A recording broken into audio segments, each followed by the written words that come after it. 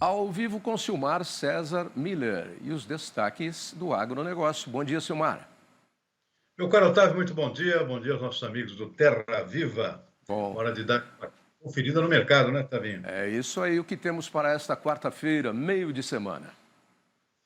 Vamos lá, o mercado financeiro, dólar operando em alta agora, 0,5%, acompanhando o próprio mercado internacional. O dólar lá fora, o chamado dólar index, que compara a moeda americana com outras moedas fortes, ou seja, não inclui o nosso real, também com alta forte de 0,6%. Então, o mercado financeiro aqui no Brasil está mais ou menos acompanhando o mercado internacional de moedas. 0,5% aqui, R$ 5,53 é a cotação nesse momento. Está difícil baixar o câmbio aqui, isso está prejudicando as viagens, por exemplo. Muita gente quer viajar para o exterior, está difícil com esse dólar caro.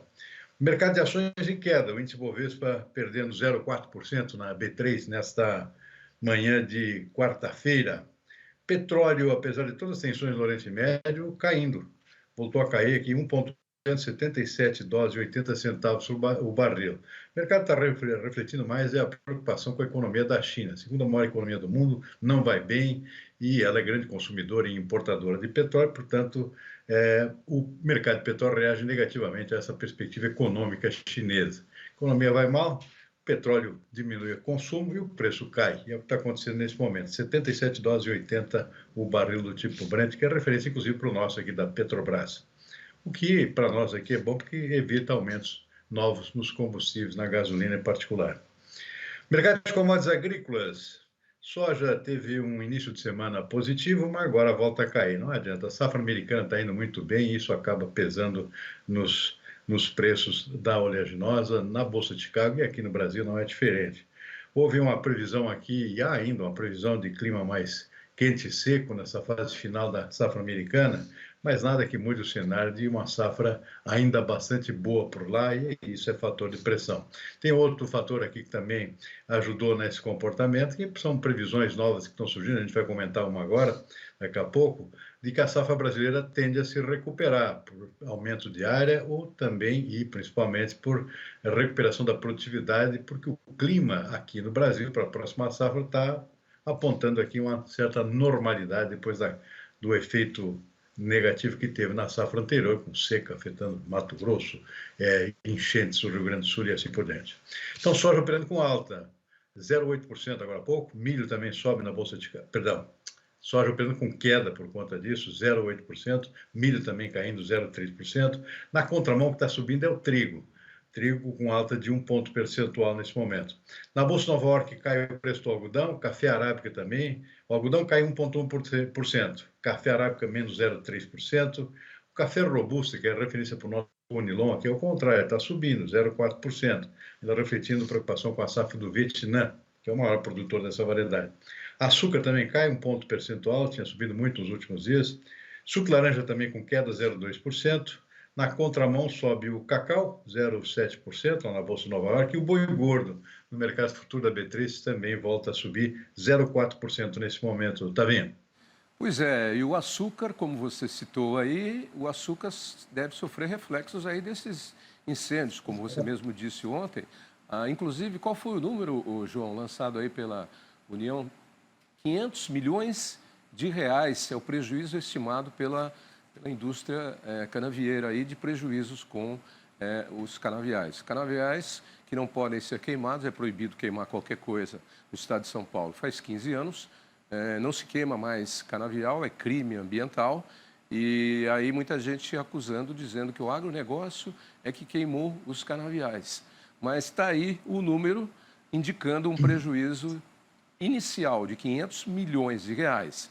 Porque, na verdade, quando você queimava canavial, você queimava canavial adulto, já pronto, para ser cortado, para minimizar gastos com o corte. Hoje, com a automação e as máquinas, você faz tudo rapidamente e automaticamente. E esses 500 milhões não são de canaviais prontos, são de canaviais que muito provavelmente foram plantados recentemente ou estavam em crescimento ainda. Daí vem o prejuízo. Portanto, quem fica falando por aí que quem tacou fogo no campo foi o agronegócio, não tem noção nenhuma de como as coisas funcionam, né, Silmar? Exatamente, você tem toda a razão. Aliás, o açúcar subiu muito nos últimos dias, exatamente com preocupações com perdas na produção de açúcar aqui no Brasil, com plantações de cana aqui que realmente foram consumidas pelo fogo. Algumas indústrias, inclusive importantes, como a Raiz aqui, teve perdas importantes aqui em termos de produção de cana, consequentemente reduz a sua produção de açúcar, pelo menos momentaneamente. Por isso que os preços subiram muito no início da semana, um pouquinho, porque o pessoal resolveu vender um pouco, aproveitando o preço alto na bolsa. Então, o açúcar cai, mas realmente já atingiu um patamar maior, porque já se sabe que tem efeitos bastante importantes aqui na produção de cana, esses incêndios que aconteceram e, em alguns casos, ainda seguem acontecendo, especialmente na região sudeste do país, Davi. Isso aí, e sem previsão de chuva. Portanto, medidas preventivas devem ser tomadas e cuidados, acima de tudo. Mas vamos para aquele assunto que você já antecipou um pouquinho. Vou agora trazer uns números e depois a gente comenta. Porque o Brasil deve colher 167 milhões de toneladas de soja na safra 24-25. E o aumento da produtividade nas lavouras pode resultar num crescimento de quase 12% em relação à temporada anterior. A consultoria da Tagro aponta que as questões climáticas devem ser mais favoráveis no ciclo, como você disse, Silmar, mas os preços já não devem ser tão favoráveis e devem voltar a se normalizar. Inclusive com notícia de aumento de crescimento de safra aí no seu Rio Grande do Sul, que muito sofreu aí durante 3 anos quase com as secas e agora mais recentemente com as enchentes. É uma boa notícia.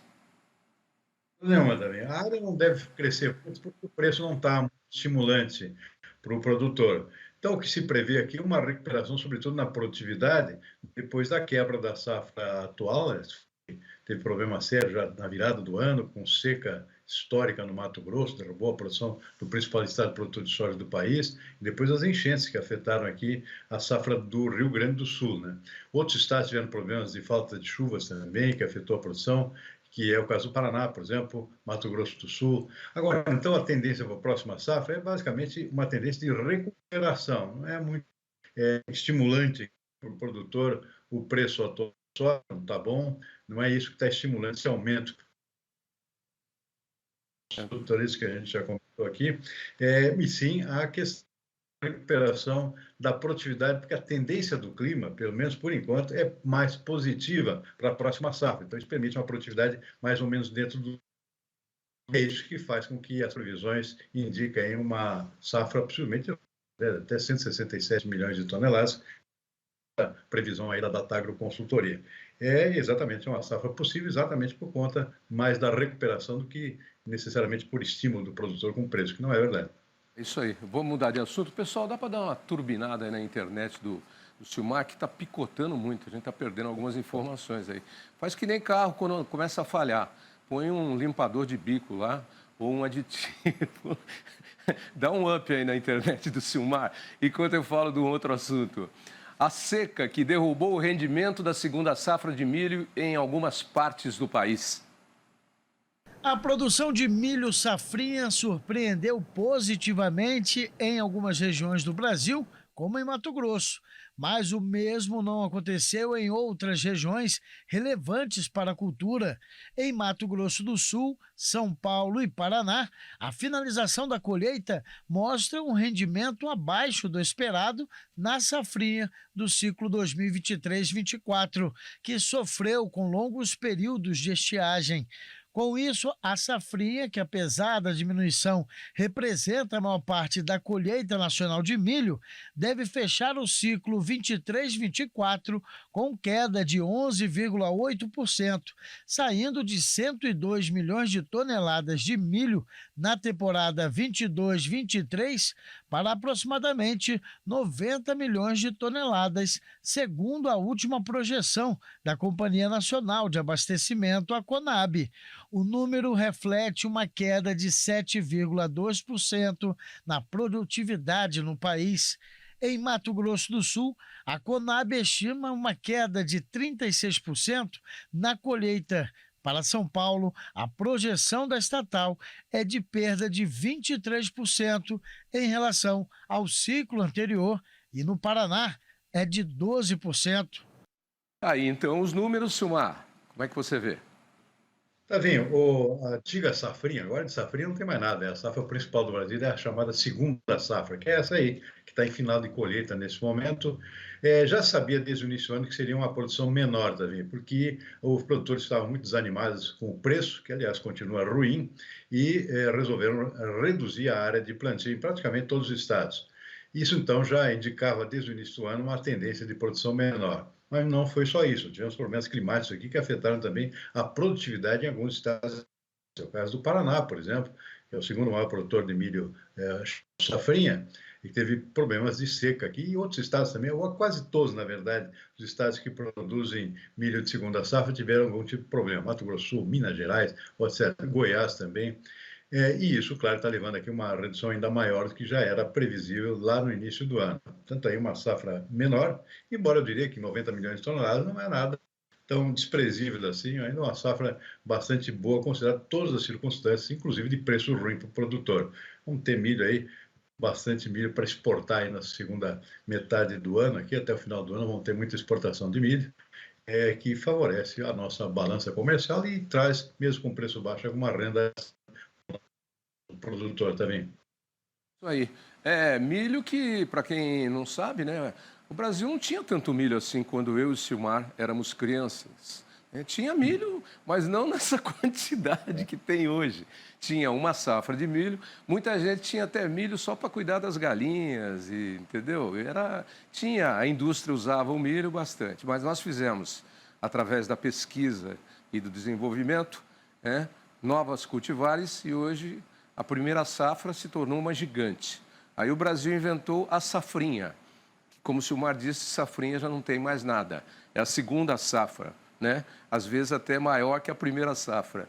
E agora nós já inventamos uma terceira safra. O Nordeste brasileiro planta num outro período que seria uma terceira safra. Para quem gosta de jogar pedra no agronegócio, está faltando informação, né, Silmar? É verdade. Hoje é milho o ano inteiro. O Brasil todo produz milho hoje. Você citou bem aqui, tem uma terceira safra agora, que é no Nordeste.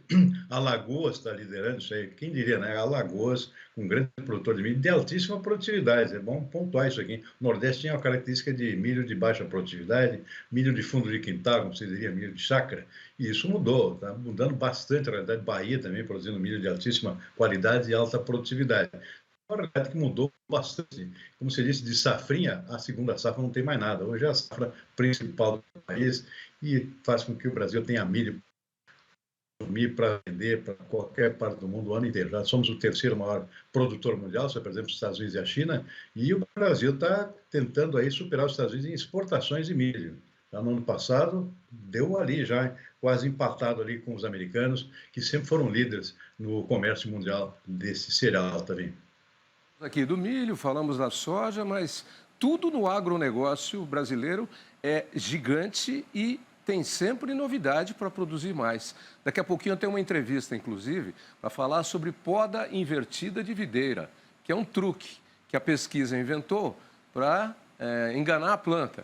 Então, as plantas, para produzirem uvas para vinhos finos em algumas regiões, inclusive foi adotada aqui na região de São Roque, Jundiaí e tudo mais. Já temos aí videiras de castas nobres, mas a poda é feita de forma invertida. E aí você tem o período em que a planta, a videira, precisa mais seco, porque ela precisa de um tempo seco, mais seco. A videira não gosta de água de terra encharcada, não. Então, é mais uma invenção brasileira. E assim como tantas outras, né, Silmar?